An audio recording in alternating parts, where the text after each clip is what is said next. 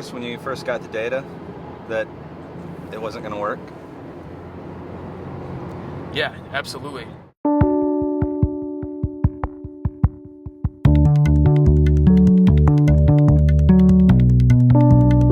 Every year I send out notices to taxpayers, and it's just kind of a friendly reminder, and it even says that, friendly reminder.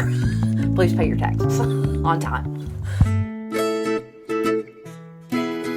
So the question we asked was, are there really small changes that we can make to this reminder letter that would make them more likely to pay?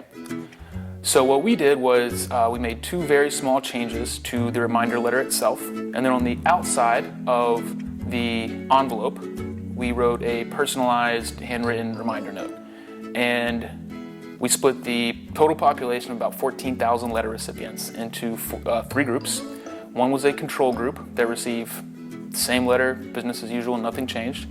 One group received the altered letter, and one group received the same altered letter but with the handwritten note on the outside of the envelope. I sent out a pleading email to a group of about 15 classmates saying, please give me a couple hours of your time tonight, and I need you to write the exact same thing on the outside of as many envelopes as you possibly can. I got an enormous Excel file with about over 14,000 entries. So our task was to clean that data up a little bit, and then it was to essentially isolate certain variables and look for the strength of the correlation between the likelihood of on-time payment and the test group that that person was in.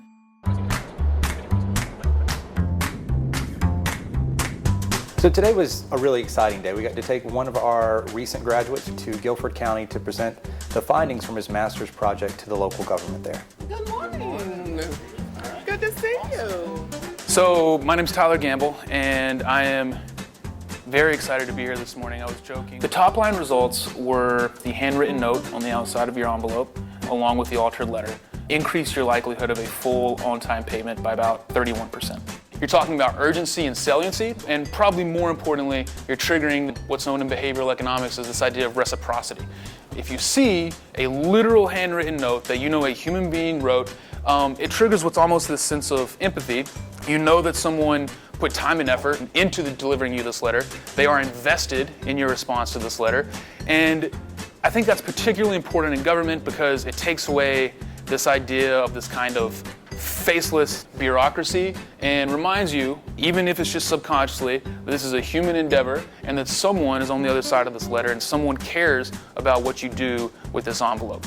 I didn't know the specific results until this morning, and I was surprised, pleasantly surprised, greatly surprised. I actually kind of threw my hands up a little bit in my office because it was like, yes, this worked. It's really exciting to think that something so simple can influence people's behavior in a positive way. I think Tyler's story is a really great and exciting story.